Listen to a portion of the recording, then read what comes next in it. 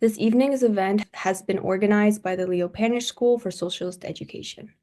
The Leo Panitch School for Socialist Education was founded in 2023 by members of the Socialist Project based in Toronto. The school emerged at a moment when popular frustrations abounded over inequality, the narrowing of democracy, the squandering of human potential, and the ever-clearer reality of impending environmental catastrophe. We strive to provide radical, accessible, and practical educational programming for those seeking to better understand and address the crisis of our current times. Tonight's discussion will feature comments from two authors, followed by an audience Q&A and comments, so please share them in the chat as you listen along. Before we get started, a land acknowledgement. I'm sure many of us here are joining from different places right now online and hope to take this time to reflect on the land on which we are joining from. What is the history of the land on which you're on at this moment? Does this country you live in benefit from colonization? And if so, how is it present today? The issue of class in the climate crisis is tied to capitalism, which is founded on colonialism, racism, and the continued extermination of Indigenous peoples. In many ways, class violence and the colonial systems that exist today go hand in hand. The Leo Panitch School for Socialist Education and the Socialist Project meets and organizes on the traditional land of the Huron-Wendat, Anishinaabe, Haudenosaunee, Chippewa, and the Mississaugas of the Credit. The land on which Toronto, or Toronto, sits remains home to many Indigenous peoples. In fact, Toronto has the largest Indigenous population in Ontario. Indigenous peoples face the brunt of the impacts from the climate crisis, despite being the most knowledgeable leaders in addressing this global issue. Indigenous land defenders are also one of the most effective actors against the climate crisis, for instance, through the blockade of the Coastal GasLink pipelines on Wet'suwet'en territory, costing hundreds of millions of dollars in lost revenue and delays for TC Energy and the federal government.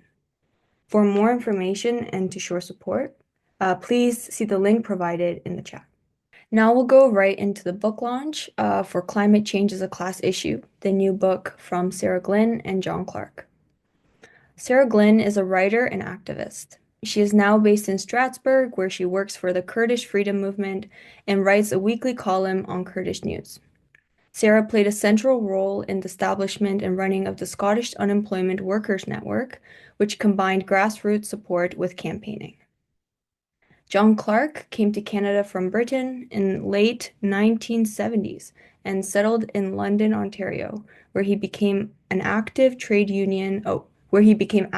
trade union struggles, as well as the formation of the Union of Unemployed Workers.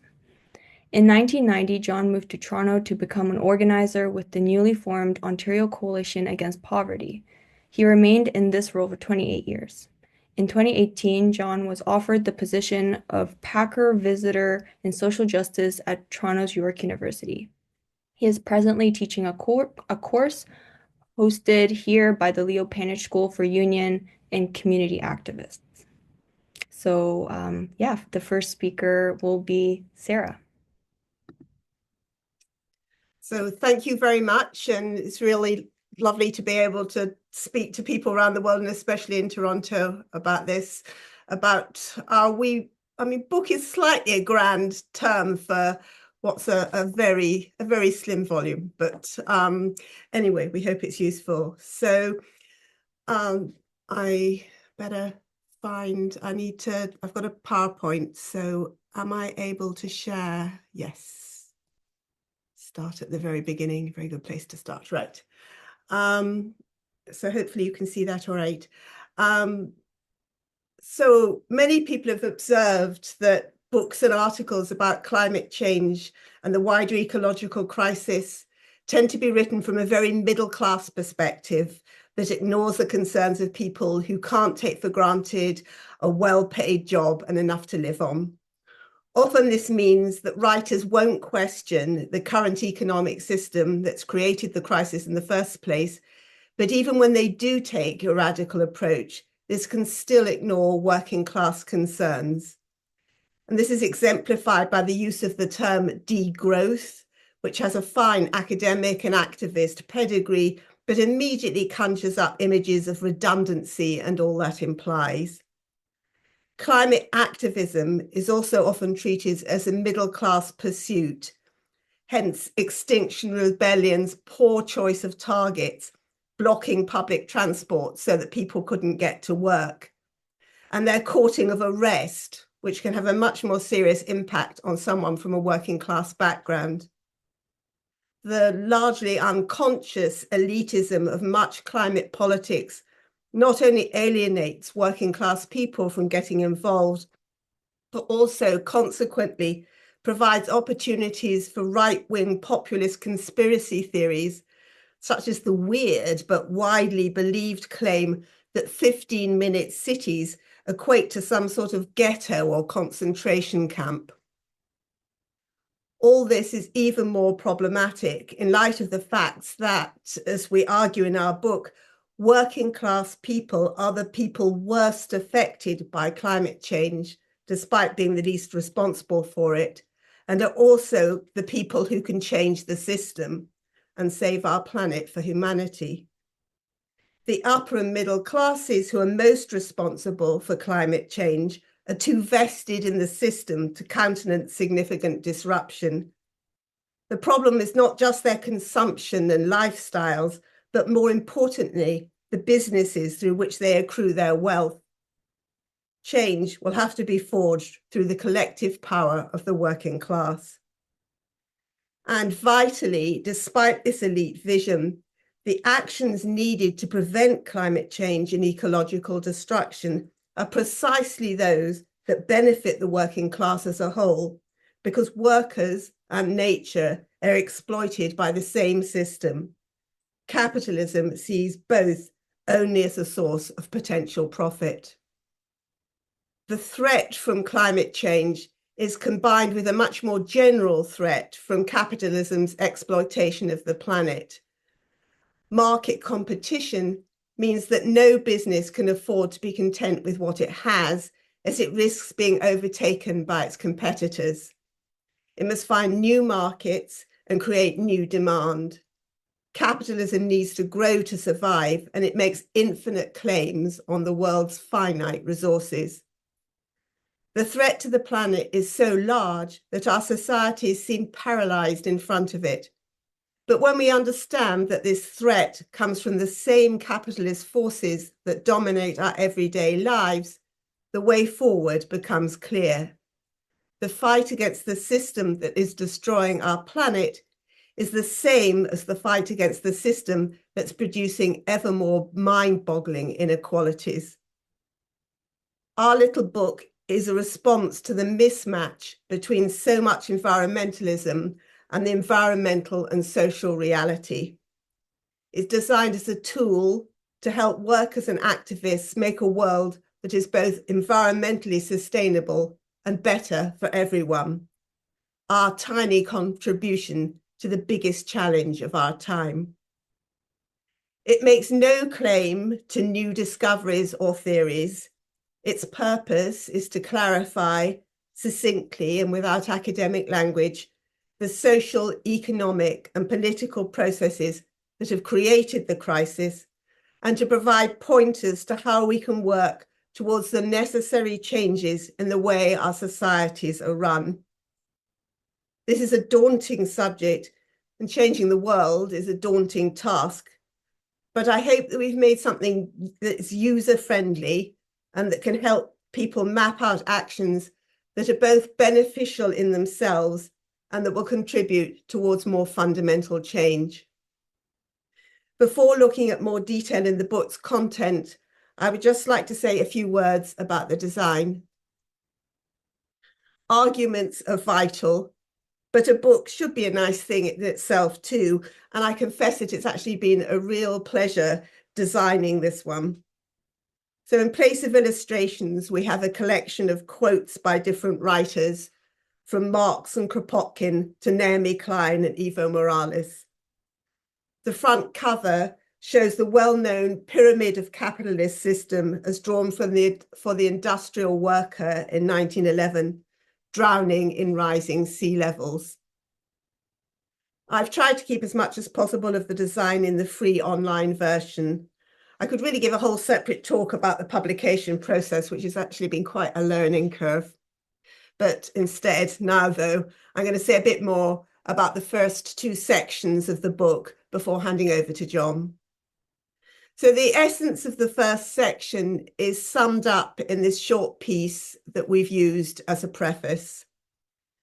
Climate change is a class issue, not just because the 1% produce most carbon dioxide, though they do, or because those at the bottom feel the effects first, though that's true, or because elites use their crisis as an excuse to squeeze the rest, when won't they? Or because countries that pollute the least will suffer the worst, when don't they? But because the system that exploits the planet to destruction is the same that depends on class exploitation, the system that sees everything in terms of profit, which is what capitalism is. While the changes needed to bring our world back from the precipice are the same that would end this class exploitation, an economy of the people, by the people, and for the people, which is what socialism should be. And what can make this happen, if not the combined power of the working class? Each of these phrases becomes a section heading, and I'd like to concentrate here on the arguments made in the second to last, which looks at the possibility and potential of a decentralized, needs-based economy. We know that it's perfectly possible for humanity to live and live well without this costing the earth. The changes required are big, but they are necessary for survival.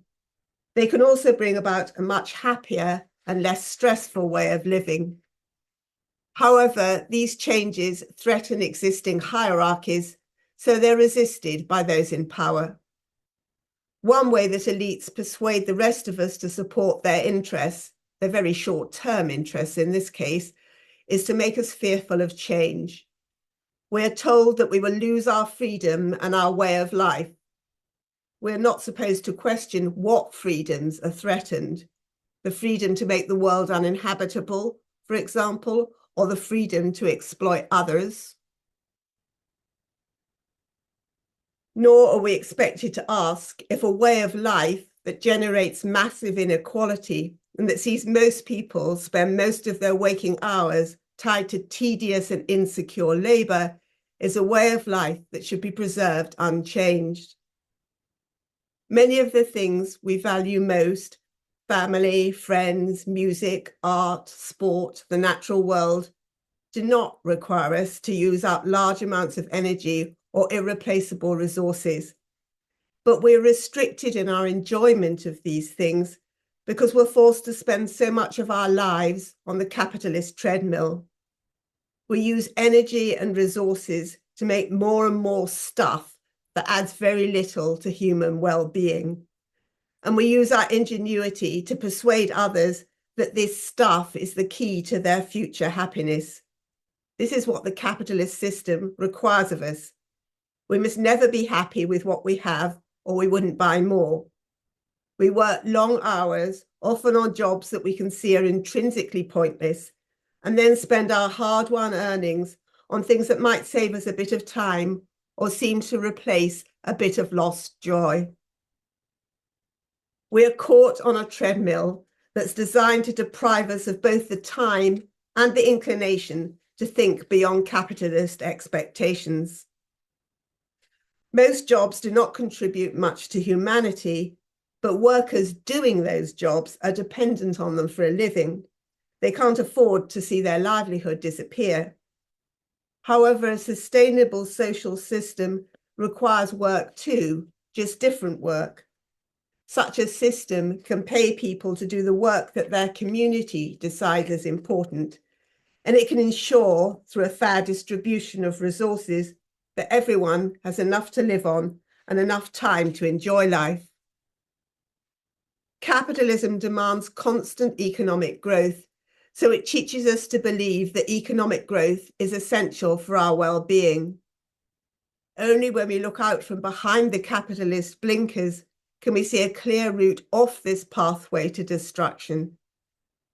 If public and communal organizations at all levels can provide for our basic needs, then we no longer have to rely on the market with its insatiable appetite for natural resources and its deification of profit. Whenever we demand public expenditure for the public good, we're told that the money isn't available.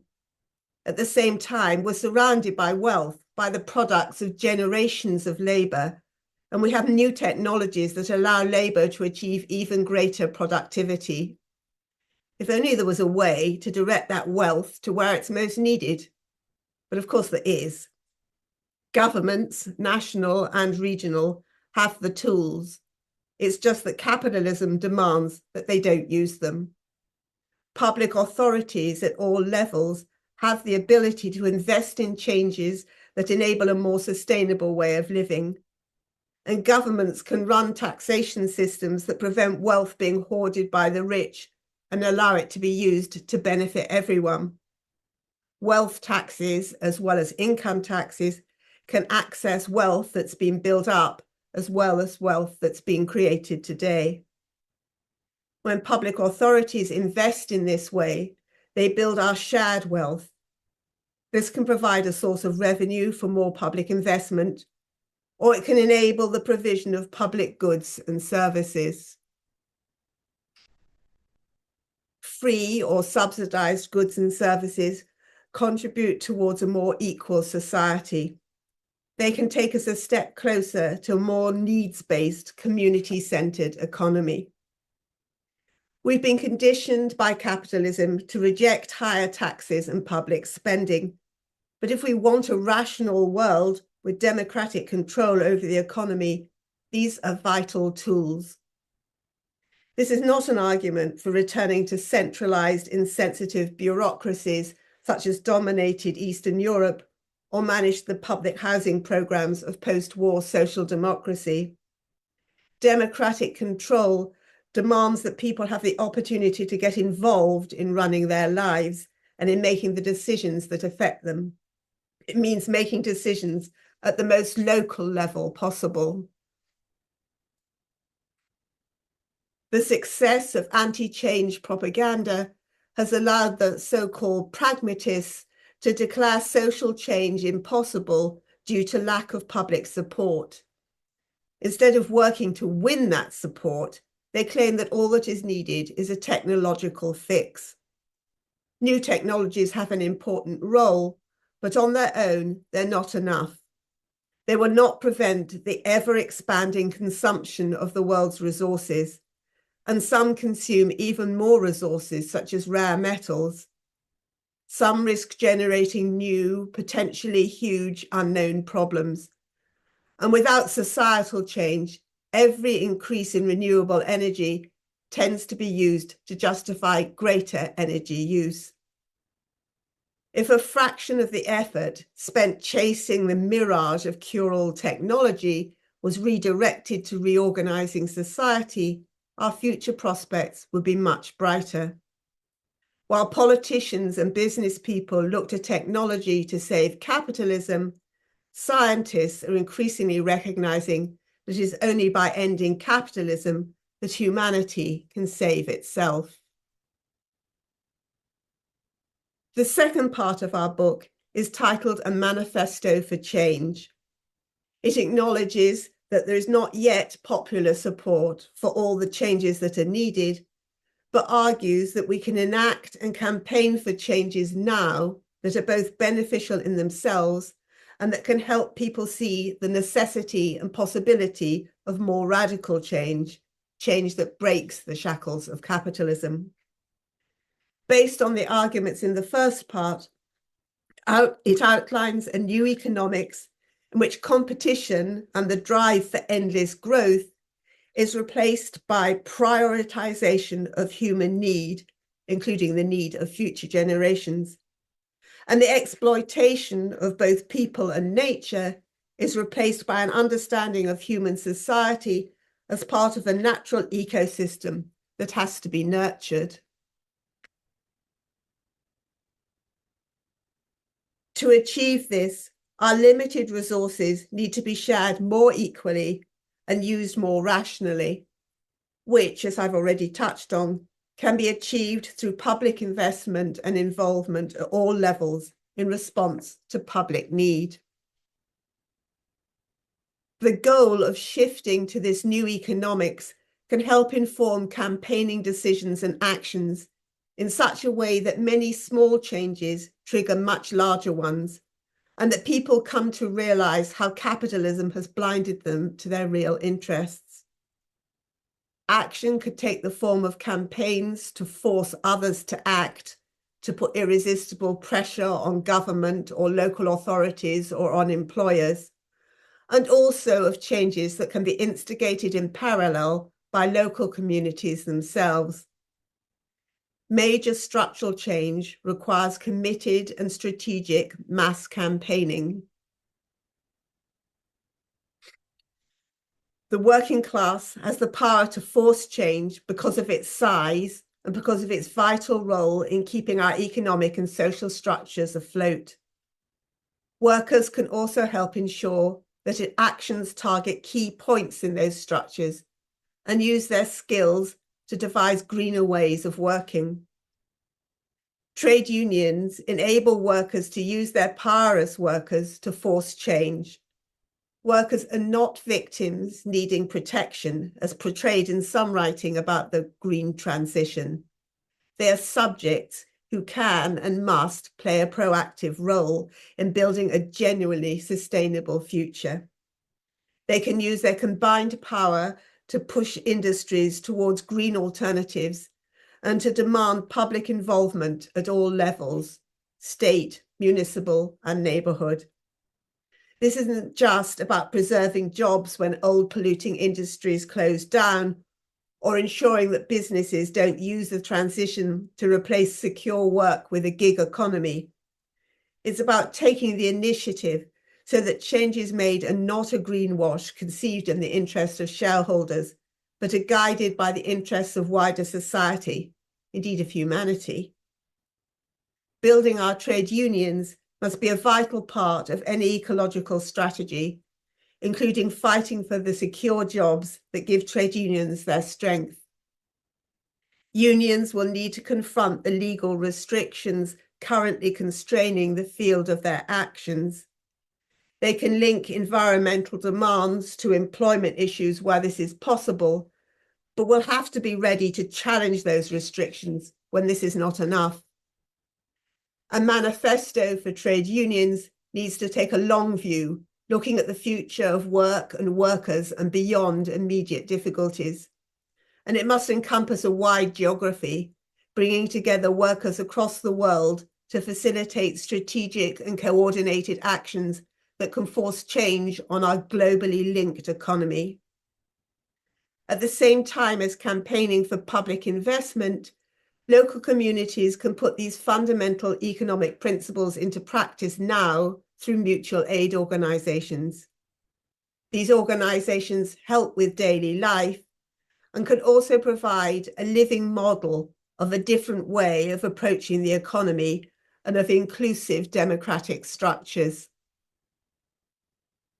Community organisations of all kinds already provide the cement that holds our societies together, and local achievements can provide inspiration and build support for more and bigger changes. But national and local authorities, which rarely acknowledge the vital role such organisations play, restrict the possibility for these to have a wider impact by promoting the idea that they should not be political. And with formal politics having acquired such a bad name, that can seem superficially alluring. Official authorities may actively support community organisation, but they can also stifle its potential through institutionalisation and by shutting down critical voices, as so many community activists have discovered. If they can escape the pressure to keep out of politics and avoid being treated as a sticking plaster for the wounds of capitalism, community activists and organisations can develop a grassroots democratic engagement and provide a strong force for a wider progressive change. Often, community organisation is formed in response to an external threat, as in the case of Granby 4 Streets in Liverpool. Granby residents came together to fight the demolition of their homes and to demonstrate through their own hard work and green fingers the urban value of their area. What began as an anti-demolition campaign has developed into a community land trust with newly done-up homes for subsidised rent and an award-winning community centre for the now thriving community. Real life doesn't separate what happens in the workplace from what happens outside, and campaigns multiply their strength when they combine trade union and community organisation. A demonstration of this in action is provided by the former GKN Auto Parts factory in Florence, where the union is organised under a factory collective.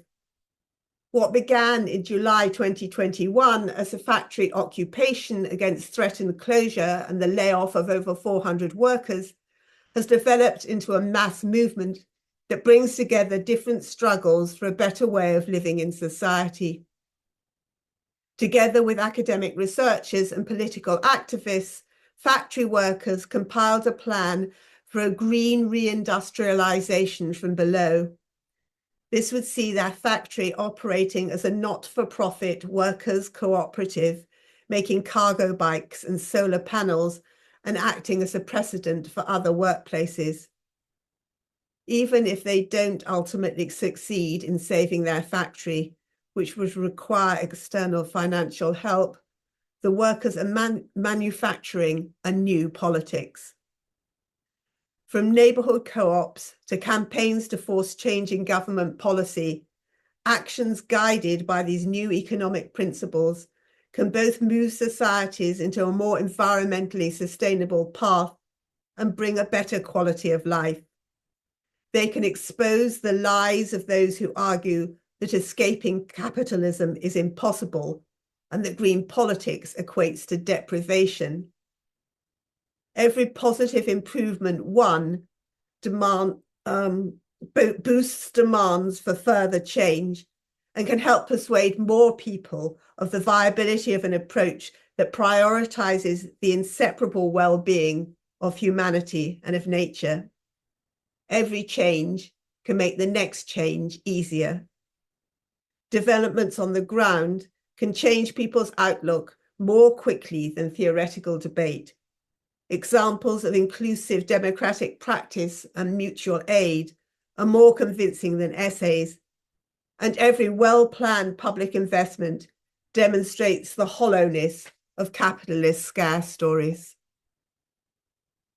And a bit of Marx to end with. Thank you, Sarah, for your presentation. And I'm very happy to see the slides as well. It was really engaging, and I could, like, I'm a visual learner, so I really benefited from that. So thank you. Okay, so the next speaker is John Clarke. So John, if you can turn on your camera, that would be great. So thanks very much. I'd like to, of course, thank the Leo Panitch School for this initiative. I'd like to thank Anna for facilitating it. And I'd like to thank as well Sarah for the incredible role she played in putting out this little book. I think I need to acknowledge that while I contributed to it, Sarah conceived of this idea, took care of design issues, and really took care of so much in terms of making it possible. I'm no Frederick Engels, but I would describe myself as the second fiddle when it comes to this particular initiative. And so I just wanted to properly acknowledge the incredible role that Sarah has played. I must acknowledge as well that I'm someone who was involved in the class struggle a long while before I really considered climate issues. And having because of the incredible development of the climate crisis that's unfolded, having belatedly turned my attention to a recognition of the vital nature of the struggle for climate justice, I do see class as an absolutely vital component of what must take place. And I say that for two primary reasons. First of all, as Sarah has, I think, suggested strongly, we live in a society that is class-based and that is fundamentally exploitative. And in exploiting workers, it also, because it is based on a profit-driven drive for short-term, for immediate gain and profit, and because it's of its relentless accumulation process, it's a system that is fundamentally incapable of building a sustainable relationship with the natural world. So an understanding of the nature of this society, and I think a lot of climate scientists need to do a bit of reading on this question, it's absolutely essential to understand the nature of the system we live under and its role in creating the climate crisis that we are experiencing, the climate disaster that we're experiencing. Secondly, I think it's really, really important to recognize that if the working class in this society is an agent of change and ultimately an agent of transformation, then under conditions of climate disaster and climate crisis, the class struggle has an absolutely vital role to play. And I think it's absolutely essential for an effective struggle on climate to recognize these issues. Because otherwise, at the end of the day, all we can really do is make our peace with green capitalism. All we can do is look to this system to reform itself and create a society that can overcome the present environmental degradation route that it is on. And I don't think that's realistic. When you look at the farcical COP climate summits that take place, when you look at strategies of carbon capture, when you look at the proposal to simply transform the power source of all the private vehicles and ignore the need to build public systems of viable systems of public transportation, when you look at all these issues, you realize that this is a system that is not going to address the climate crisis and is only going to move on it to the extent that it is under massive pressure. In raising some of these issues in his book, Capitalism and the Anthropocene, John Bellamy Foster suggests that the struggle around climate may go through two phases, an eco-democratic and an eco-socialist phase. And I think that has enormous relevance because while we may and should recognize that this system is fundamentally at odds with building a sustainable relationship with the natural world, I think we also have to recognize that there is a desperate need to stay the hand of capital in the present situation. We can't allow them to continue to engage in carbon emission on the scale that's happening. We can't allow the present destructive path to proceed. The effects of climate change are already far too serious and far too dramatic, with much worse lying ahead for us to not struggle to confront this system and try to find ways to limit what is going on and to try to find ways to change what is going on. And that means intervening, I think, on two levels. One is to push for measures of transition, but the other is to ensure that there is a response that is effective and that meets people's needs to the impacts of climate change. So on the first level, we certainly have to ensure that their assets get stranded. We certainly have to ensure that fossil fuel extraction is prevented. We certainly have to address the fact that they're building pipelines across Western Canada to export oil and gas. We have to deal with those things and confront them. But I think in a broader sense, we have to have a working class movement that goes beyond the notion that the role is simply to negotiate better terms and conditions within the exploitative process. And we have to actually intervene on what is produced and how it is produced. That means the oil sands project can't proceed. That means fighting for a transfer over to systems of viable, accessible, adequate public transit. It means the kind of initiatives that workers in Oshawa, Ontario took up with a Green Jobs initiative when General Motors announced that they were going to close the plant in that community. At the same time, of course, we have to ensure that to the extent that this transition is one, that workers are not abandoned. In the UK, North Sea oil workers can't be abandoned the way the miners were abandoned. Whole areas of Canada are in exactly the same situation.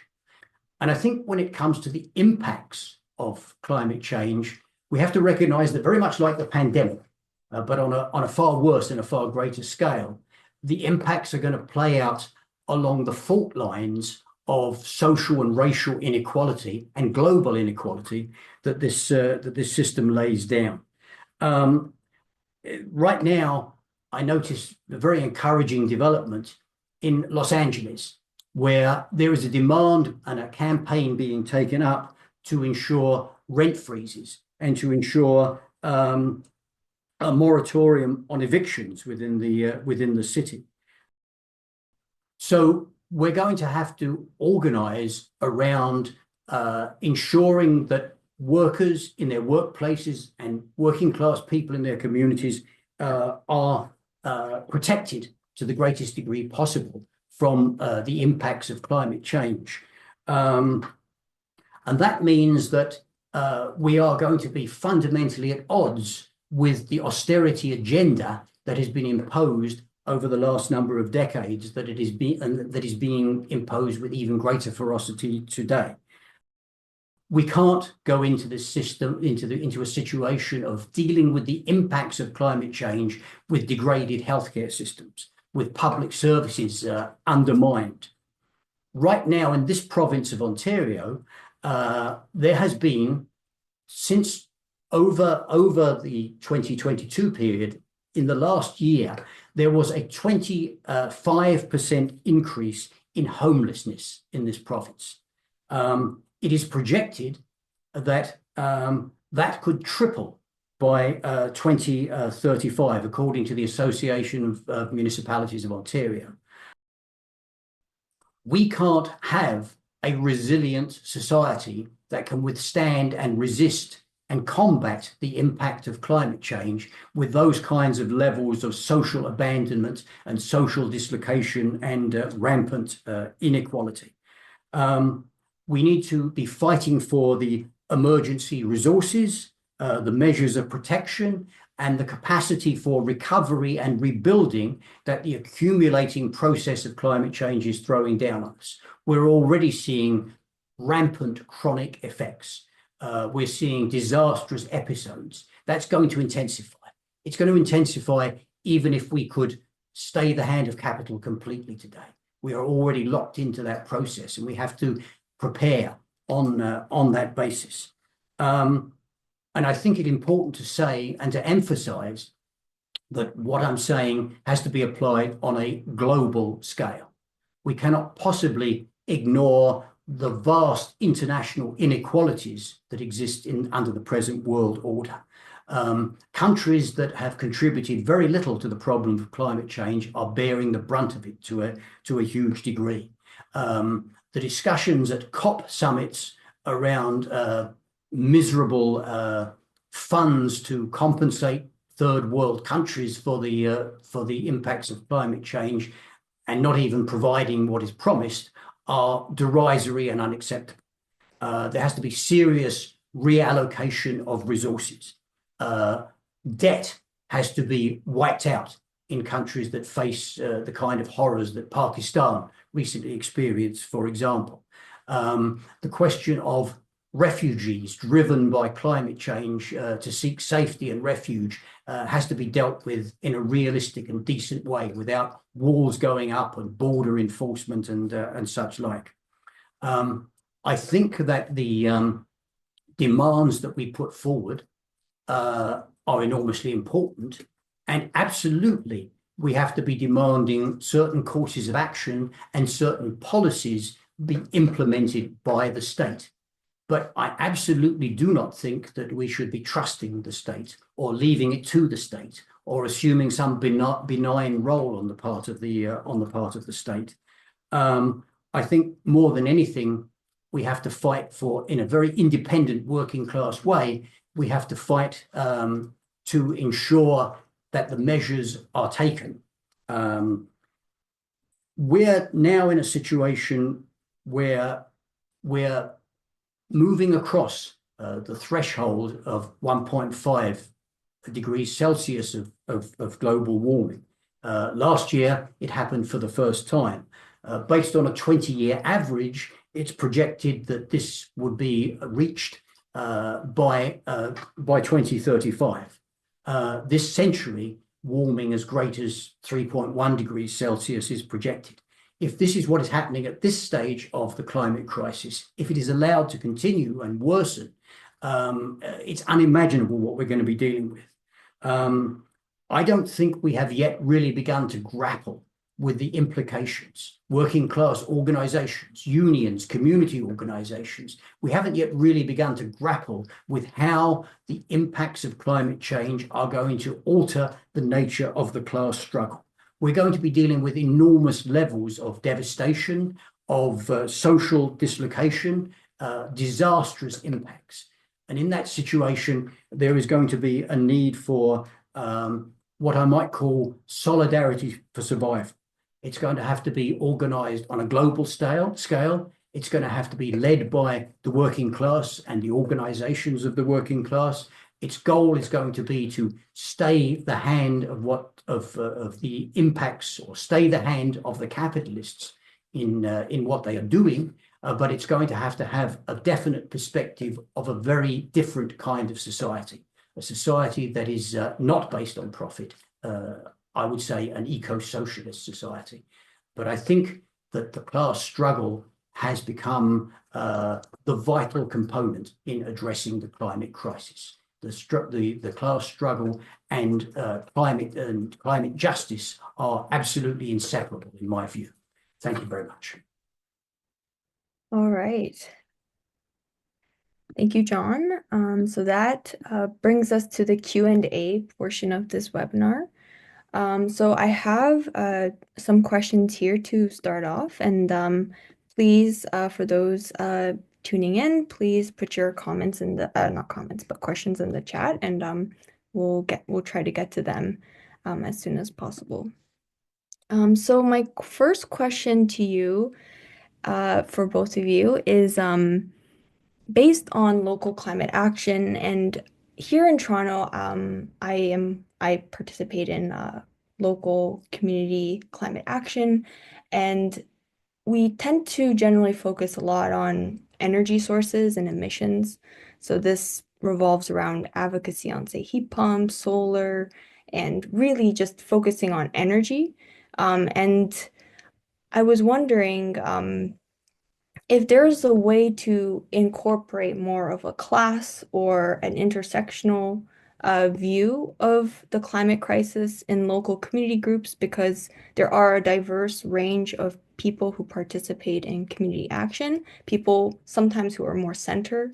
And so it can be hard to kind of turn it into a socialist type language, and to not to scare anyone away type of thing. So I think, tend to focus more on like, okay, let's get more solar, let's get more wind, but maybe the problem underneath it is it's not an emissions problem, it's maybe not an energy problem, but maybe it's a class problem or a greed problem or a profit problem or a capitalist problem. So how do you bring in this language without kind of turning it into like a polarizing thing or scaring away anybody who is more centered in community groups? So yeah, obviously the language is hard. I mean, I suppose actually, and I remember going to an inaugural meeting of Extinction Rebellion in Edinburgh, and people didn't want to talk about the politics. And you can't talk about politics without talking about politics, or you're accepting the status quo. But we all know that. There's these things can be combined, of course, and that talking about changing the sources of things. I do think that in the general discussion, although climate change is absolutely vital, we do also need to look at the general problems of having a system that depends on infinite growth when we've got a finite planet, and just the amount of waste and the way we're using up everything, and species are dying, and we're running out of all the vital everything. I mean, we're just throwing, it's a throwaway society. And I think that resonates with people too.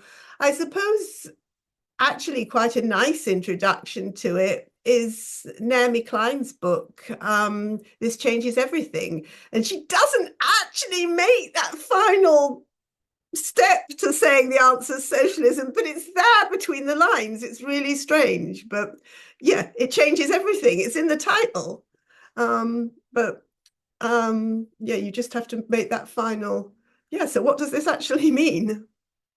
But John, you're more active on the ground than me at the moment, so hand over to you. Yeah, I mean, I'm certainly not asking. I'm certainly not suggesting that we become, annoying dogmatists who show up at meetings and preach an unflexible socialist message and annoy everybody and render ourselves irrelevant. But I do believe that the realities of what is unfolding is in line with what we've set out. I mean, I do think that we are dealing with a crisis that is impacting working class people and poor working class communities to an incredible degree. And if we are going to build an inclusive movement to resist, I think the demands that are going to come from those communities are absolutely essential. I mean, in Toronto, and I'm not against pressing for renewable energy alternatives. I mean, that's an excellent thing to do, but there's so much more involved. I mean, right now, in various cities, gig economy workers who have to deliver food are dealing with extreme heat and are beginning to organize in the face of that. When the heat waves a couple of years ago hit British Columbia, to his shame, the premier of the province responded to the fact that people died in overheated, poor homes, with the observation that that's part of life. And those kinds of situations have to be challenged, and they all speak to class struggle. They all are, in fact, class struggle. The same with public transit. And I think, as horrible as things are, we're in the relatively early stages of the process. It's going to continue to get worse, and it's going to drive us in the direction of confronting the power structure with the demands of the people who are most directly and extremely affected by the situation. So I think it isn't a question of lecturing people. I think it's the logic of the situation drives us towards recognizing that climate and class are related questions. Thank you for that from both of you. To just follow up on that, you had a lot of pictures for instance, in the PowerPoint of like a community garden. There was one of protests and other kind of local action.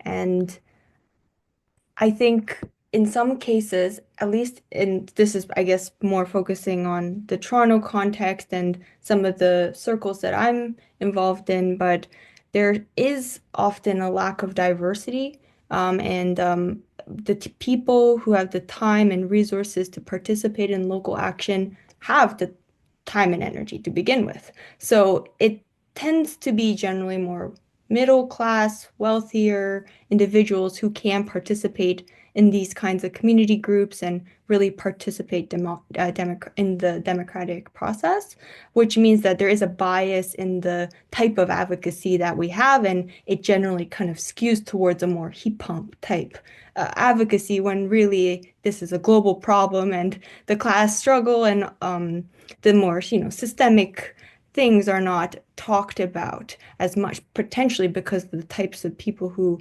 naturally fill these spaces.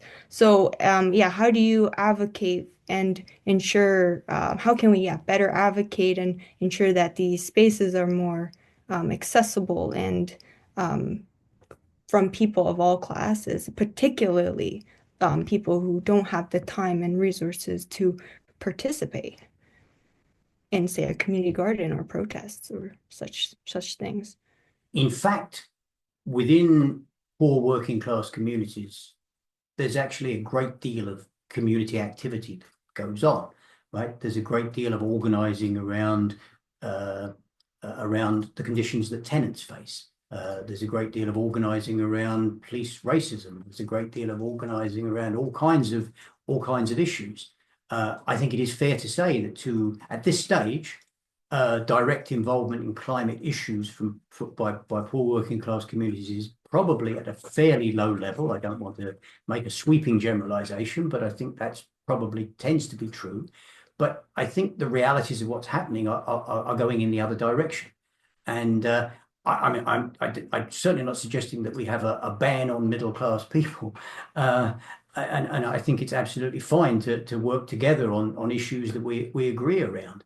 But again, I think it does come down to the fact that as more and more people see the links to climate and realize that the issues that are affecting them are so shaped by the nature of the climate crisis that is going to lead to a somewhat different class mix within the climate movement. And that may cause some friction, but I do believe it's a healthy thing, and I think it's something we should encourage.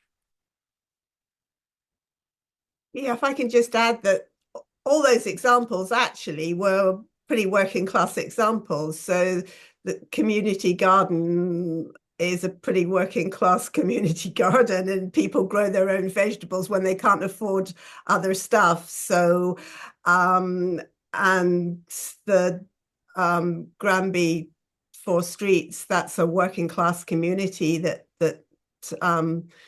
fought back there, and obviously it's workers in Florence, the examples that I used. That's the Florence example is really interesting because then the workers were making use of the skills in the university, and it did and bringing in a whole lot of people. So that was a really, I mean, it's still a really nice example of everything coming together. But I think as John was saying, it's events, it's the necessity that produces this organization, and these are when people are being affected, then they will act. And yes, it's hard because, yeah, you're probably, maybe juggling either not enough jobs or too many jobs and not enough money, and time is difficult, and all the practicalities that we know about. And we also know that, yeah, there's some environmental movements that can be quite off-putting.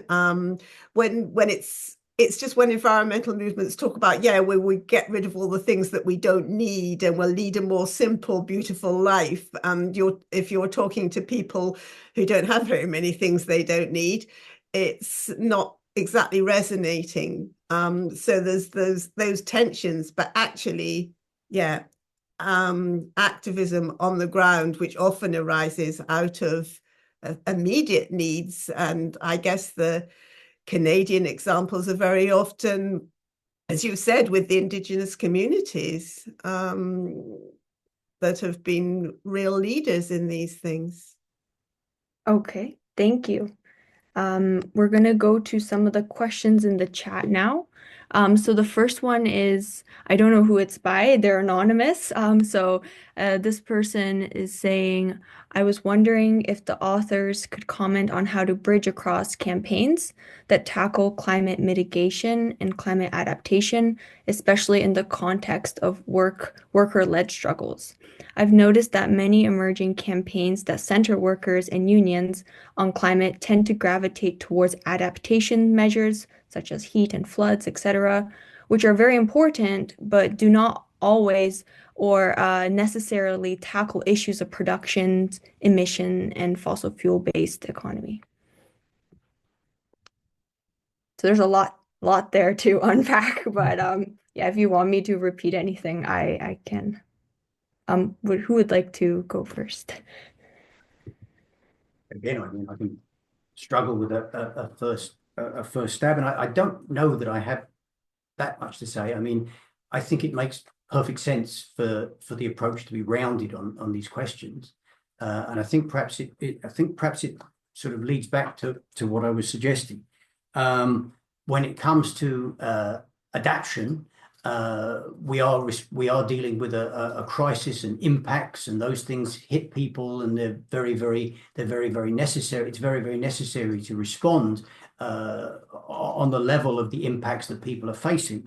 But also when it comes to changing the nature of production and those kinds of issues, that becomes absolutely essential, because if we can't simply respond to the impacts, because the effects of the present energy sources and the effects of the forms of production that are taking place now are just continuing to compound and make things worse and worse and worse. So if I understand the question correctly, I think bringing those two things together makes sense, and is going to make increasing sense as this crisis intensifies.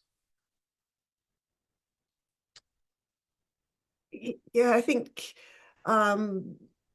obviously there should be a role for the trade unions here, because they're in a better position to take a more long-term view.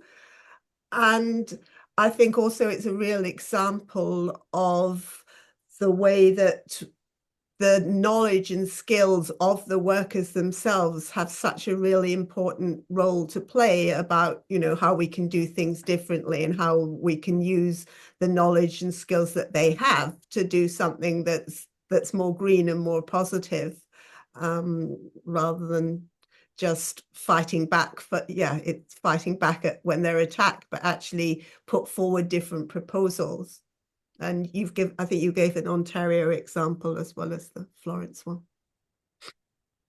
I'm sure we'll see more examples of this type. Okay, so the next question is from Anne G.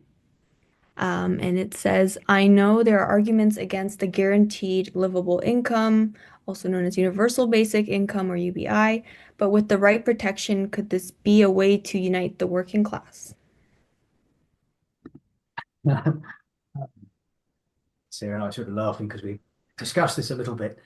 I've actually been involved in fashioning a sort of an argument of left opposition to the concept of basic income. It's a major question to tackle, in terms of a Q&A session. But I think that the problem with the basic income approach is that, first of all, people sort of just seem to assume that an adequate income is sort of on the table, and all we've got to do is accept the idea of basic income and it's going to happen. The fact is that income support systems have been designed in such a way, going all the way back to the English poor laws. They've been designed to provide a grudging minimum amount to stave off complete social dislocation and unrest, but at the same time provided under circumstances that ensure that the economic coercion on which the capitalist job market works. So I don't believe that we can, just by calling it basic income, transform it into a situation of adequacy.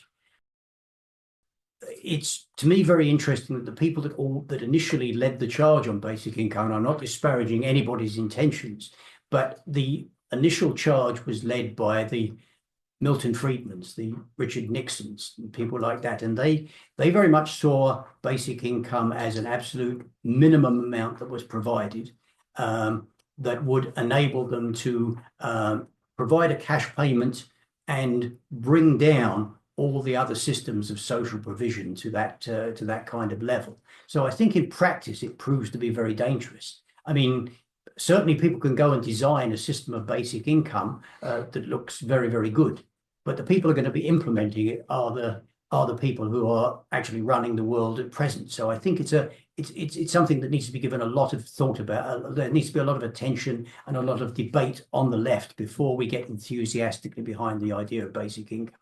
I absolutely believe that we must fight for systems of social provision. I absolutely believe we've got to fight for greatly increased systems of income support. But the concept of basic income, the cash payment that supposedly takes care of everything, I think is dangerous territory in my view. Yeah, as John's implied, this is something that we have argued about before, and I have argued the case for basic income, but obviously not a Milton Friedman type basic income, but one that is actually livable, offerable, and that most importantly isn't instead of other forms of public service. But we've kept off that one. But I think that actually, I mean, the other thing is the job guarantee that you're guaranteed decent work at decent pay, which is a different thing.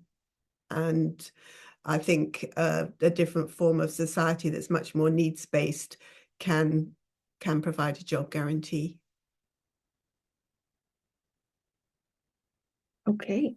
So the next question is specifically for Sarah, and I'm not super familiar with all the details of the GKN. So if you could provide a little more background on that, that would be great with the question. So the question from Sarah was, why do you think other workers in similar struggles have not proceeded as GKN did? And what can workers in industries that are being phased out learn from GKN?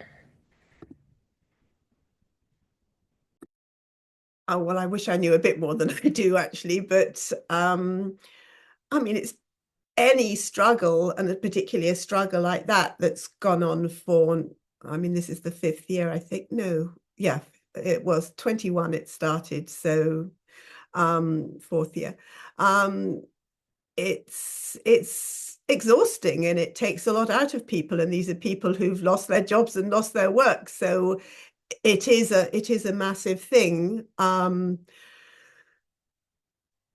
I'm sure there will be more, and I'm sure there are more actually of people. I mean, there've been other examples, of course, of people responding to closure of their factories by trying to take control. It's always difficult because there's a lot of money involved, and these places are privately owned, and unless you're getting some sort of support to buy it out and to take over, it's really hard. But I'm sure there will be more, and there were all those examples in Argentina, weren't there, of a lot of people taking over, running their factories and places when it was going to be closed down, which is actually something else that Naomi Klein's written about, made a film about. So yeah, there are examples, and I'm sure there will be more examples, and they'll increasingly be linked to using those workers' skills to find a green alternative. It's like the weapons to plowshares, isn't it? It's cars to cargo bikes, but yeah, I hope there will be more, and I think we need to let people know about what there is, so that they, just to inspire people about what's happening. Okay, thank you. So the next question, I'm gonna read two questions together because I think they kind of get to similar things. So the first one is, how do we get, and this is from Guy, so how do we get the working class to identify as a group of common interests? Does and then the second question is on visioning. Leftists like us are super great at explaining how the systems work and exploit us and giving examples of how this is done, but we have not been very good at motivating people to engage with making change in spite of the ongoing resistance everywhere. There is a visioning coming from the East through the BRICS initiative and unfortunately from the right like MAGA, but there feels like a lack of inspirational vision currently coming from the left. And this is a question and comment from John. So I was wondering, yeah, is there a way to kind of, as the first question said, is there a way for us as a group to come together and have a common interest and kind of make this a more coordinated and aligned effort across groups?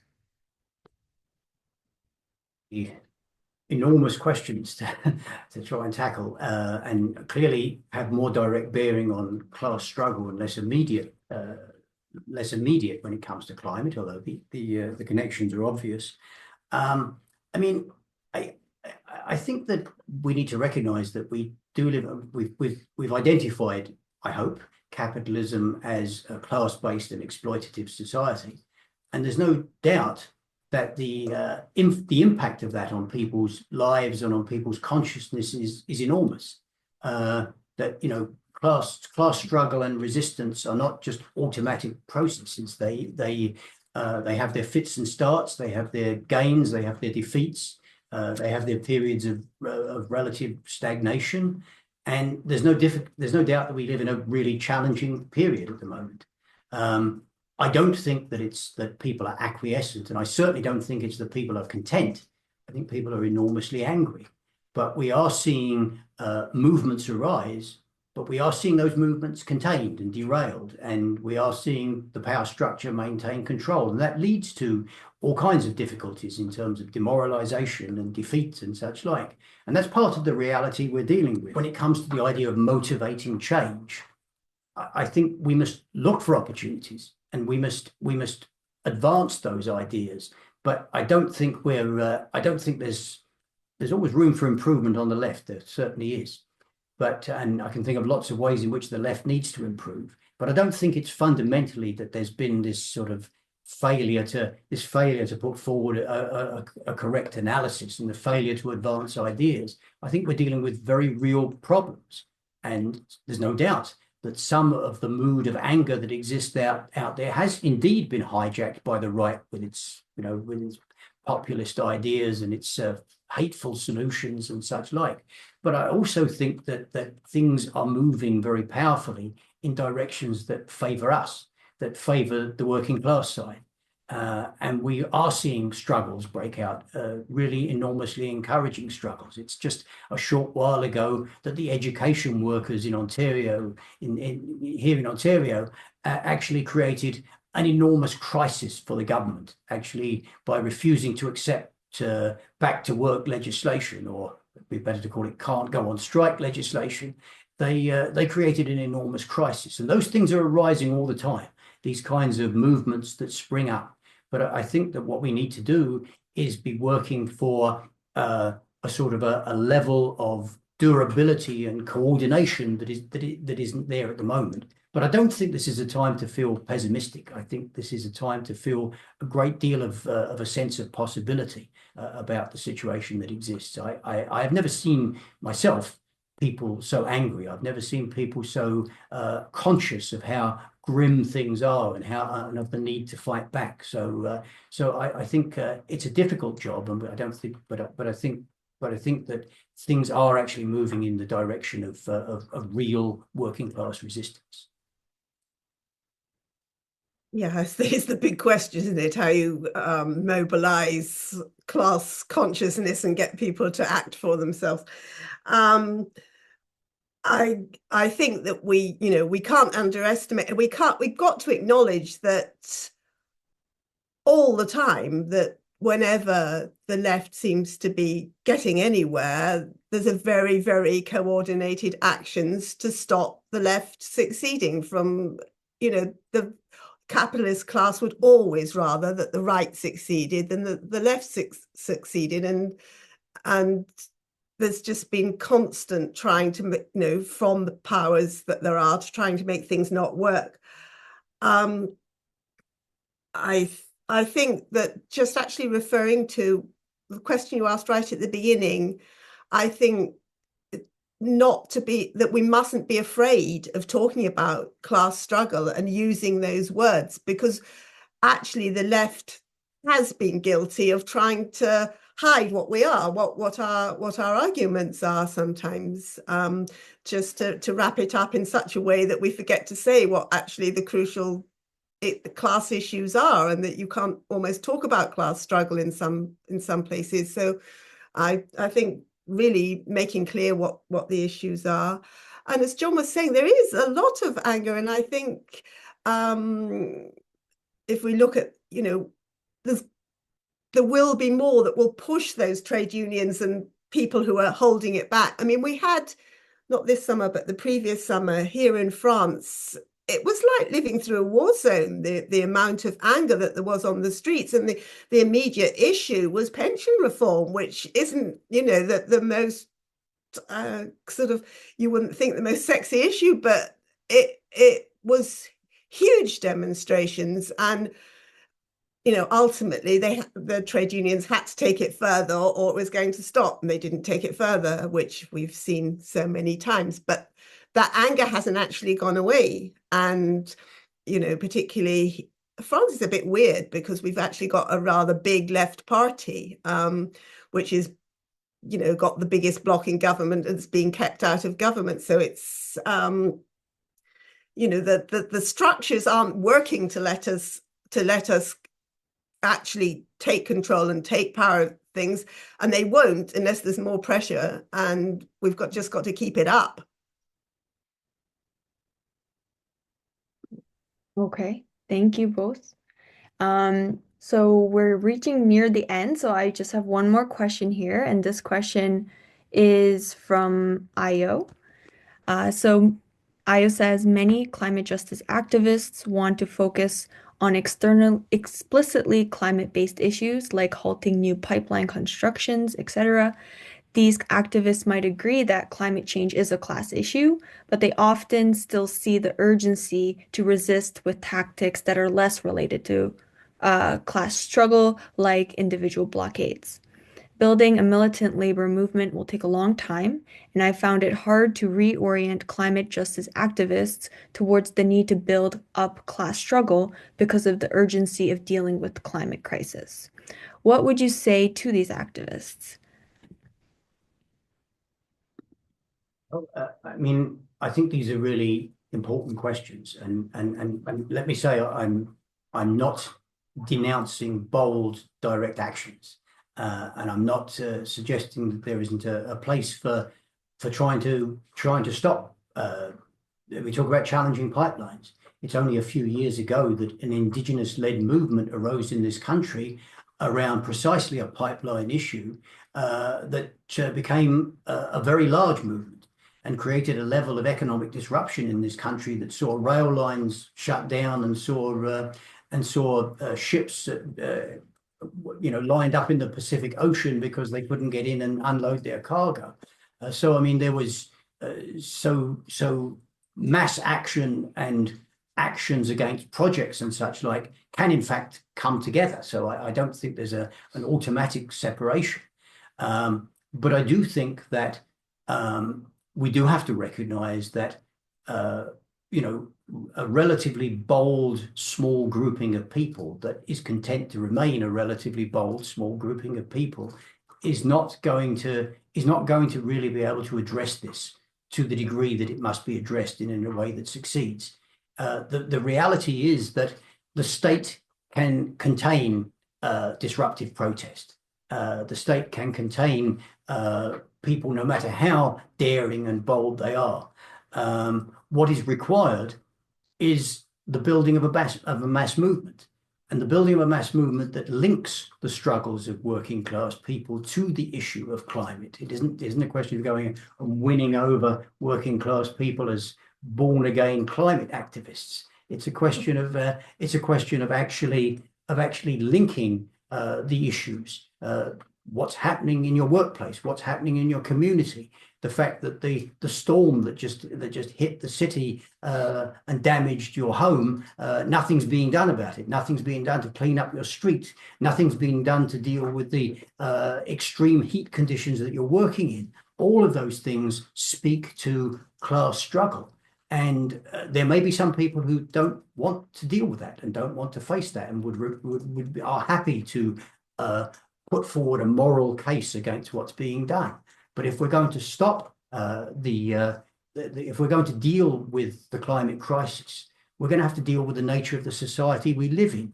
And the only way we can approach that is through class struggle. Not through simply critiquing the problem or even challenging the problem as individuals and as small groups. So yes, I think people need to understand that the two things do come together. The struggles of working class people and the fight for climate justice are linked, and they must be linked more completely than they are at the moment.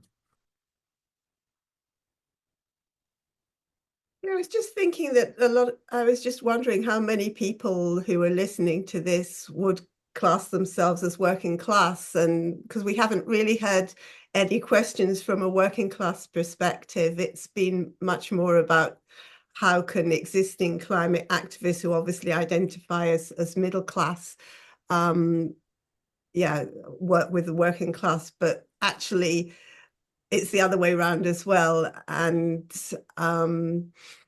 it would just be really interesting if there was anybody listening to this who wanted to put that other perspective. Yes, this tends to be a common case, I think. People who can attend, I think, and spare their time generally have the ability to financially, and so it can be limiting in an organizing space to, have generally middle or even more often just upper class, high income people being some of the leaders in this kind of climate action, unfortunately, even though there are many positive examples. And it's something as a leftist group, we need to figure out how to make this not just more accessible, but we also have a responsibility to make sure that we're centering voices that from a global perspective, who is most impacted by climate, who is being displaced, who is who is facing the brunt of this terrible crisis, not the people on this call. So we do need to, I really think about this strategically, and there are some very big questions asked. The discussion, of course, does not end here, and it's ongoing, and the best way is to not just learn, but get active. You learn through acting and participating. So thank you so much, Sarah and John, for being here today and talking and sharing your thoughts that you've put so much time and energy into. So thank you both. A good night and rest well and eat dinner for those who haven't had dinner yet. Thank you very much, everyone. Have a good night. Thank you.